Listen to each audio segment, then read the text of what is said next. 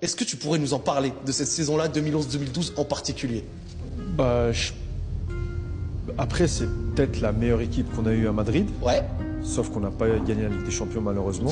Mais après, on avait deux équipes, tout le monde pouvait jouer.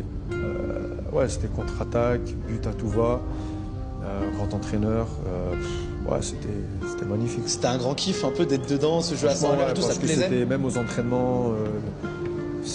Ouais, c'était comme j'ai dit. Hein, je pense que c'est la meilleure équipe qu'on a eue à Madrid. C'est lesquels les joueurs qui ont fait une différence pour transformer cette équipe en ça? Genre, on sait qu'il y a eu les arrivées par exemple d'Ozil, de Di Maria, ces périodes-là et tout. C'est eux qui ont déjà l'entraîneur. Ouais. Déjà l'entraîneur, ils ont ramené un des meilleurs entraîneurs du monde.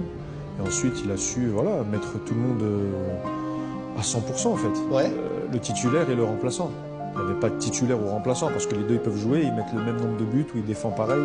Donc c'est ce qu'il a réussi à faire avec ce Real Madrid là. T'étais encore avec Gonzalo à l'époque, c'est ça? Ouais, on était en concurrence, mais il y avait même d'autres joueurs, hein, pas que nous deux. Hein. Mais à tous les postes, ça doublait. Donc c'est pour ça que c'était l'équipe incroyable. C'est une de celles que tu as le plus aimé jouer dedans?